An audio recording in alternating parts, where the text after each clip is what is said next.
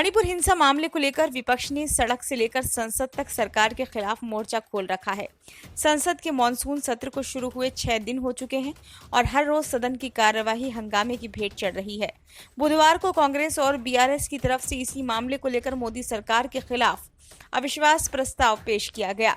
कांग्रेस सांसद गौरव गोगोई ने लोकसभा में सेक्रेटरी जनरल के कार्यालय में नो कॉन्फिडेंस मोशन का नोटिस दिया।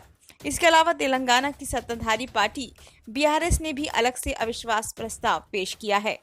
संसद में संख्या बल के हिसाब से देखें तो अभी मोदी सरकार काफी मजबूत स्थिति में दिखाई देती है। इसके बावजूद विपक्ष की तरफ से अविश्वास प्रस्ताव लाया है। सवाल उठ रहा है कि आखिर संसद में संख्या बल कम होने के बावजूद विपक्ष की तरफ से यह अविश्वास प्रस्ताव क्यों लाया जा रहा है, इसके क्या सियासी मायने हैं, आइए समझते हैं। भाजपा की अगुवाई वाली एनडीए सरकार के पास अभी लोकसभा में 330 से ज्यादा सांसदों का समर्थन है। अकेले भाजपा के 301 सांसद हैं। वहीं विपक्षी खेमे यानी इंडिया गठबंधन के पास लोकसभा में 142 और राज्यसभा में 96 सांसद हैं। संख्या बल के हिसाब से दोनों सदनों में सत्ता पक्ष मजबूत है। वरिष्ठ पत्रकार प्रमोद कुमार सिंह कहते हैं कि विपक्ष अभी किसी भी हालत में चर्चा के केंद्र बिंदु में बने रहना चाहता है।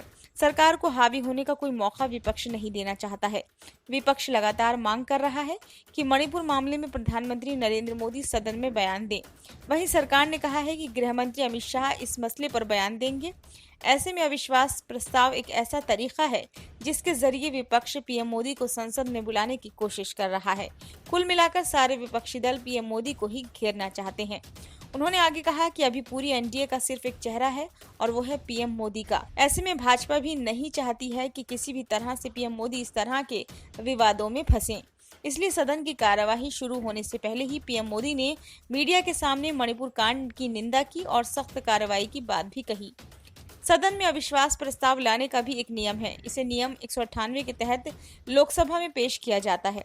इस अविश्वास प्रस्ताव को संसद में पेश करने के लिए करीब 50 सांसदों की जरूरत होती है। अगर संसद में अविश्वास प्रस्ताव पर वोटिंग के दौरान 51% से ज्यादा सांसदों ने इसके पक्ष में मतदान कर दिया तो सरकार मुश्किल में पड़ जाती है। ऐसी स्थिति में सरकार को बहुमत साबित करना होता है। कांग्रेस नेता अधीर रंजन चौधरी ने कहा कि पीएम मोदी मणिपुर पर सदन के बाहर तो बात करते हैं लेकिन सदन के अंदर नहीं बोलते। विपक्ष ने मणिपुर पर बार बार सरकार का ध्यान आकर्षित करने की कोशिश की लेकिन वह विफल रही। ऐसे में अब अविश्वास प्रस्ताव ही सही है। राजद सांसद मनोज झा ने कहा कि हम जानते हैं कि संख्या बल हमारे पक्ष में नहीं है, लेकिन लोकतंत्र सिर्फ संख्याओं के बारे में नहीं है। मणिपुर जल रहा है और लोग पीएम के बोलने का इंतजार कर रहे हैं। शायद अविश्वास प्रस्ताव के बहाने उन्हें कुछ बोलने पर मजबूर किया जा सके, यही सबसे बड़ी उपलब्धि होगी। शिवसेना यानी कि यूबीटी सांसद प्रियंका चतुर्वेदी ने कहा कि कोई अपनी जिम्मेदारी से बच रहा है, कोई मणिपुर के प्रति अपनी जिम्मेदारी नहीं निभा रहा है। लोग सोच रहे हैं कि पीएम संसद में क्यों नहीं आ रहे हैं। अगर हमें पीएम को संसद में लाने के लिए इस अविश्वास प्रस्ताव का इस्तेमाल करना पड़ रहा है तो मुझे लगता है कि हम इस देश की बहुत बड़ी सेवा कर रहे हैं। सीपीआई सांसद बिनोय विश्वम ने कहा कि ये अविश्वास प्रस्ताव एक राजनीतिक उद्देश्य के साथ एक राजनीतिक कदम है, एक ऐसा राजनीतिक कदम जो परिणाम लाएगा। अविश्वास प्रस्ताव उन्हें यानी कि प्रधानमंत्री को संसद में आने के लिए मजबूर करेगा। हमें देश के मुद्दों पर, खासकर मणिपुर पर संसद के अंदर चर्चा की जरूरत है। संख्याओं को भूल जाइए, वह संख्याएं जानते हैं और हम भी संख्याएं जानते हैं।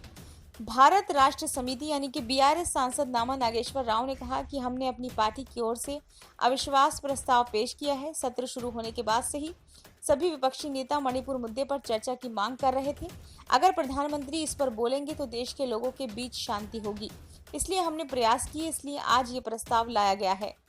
सरकार की तरफ से संसदीय कार्य मंत्री प्रहलाद जोशी ने कहा कि लोगों को पीएम मोदी और भाजपा पर भरोसा है। वे विपक्षी यानी कि पिछले कार्यकाल में भी अविश्वास प्रस्ताव लाए थे।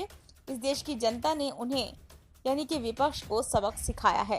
केंद्रीय मंत्री अर्जुन राम मेघवाल ने कहा कि अविश्वास प्रस्ताव आने दीजिए, सरकार हर स्थिति के लिए तैयार है। हम मणिपुर पर चर्चा चाहते हैं। सत्र शुरू होने से पहले वे चाहते थे चर्चा। जब हम सहमत हुए तो उन्होंने नियमों का मुद्दा उठाया।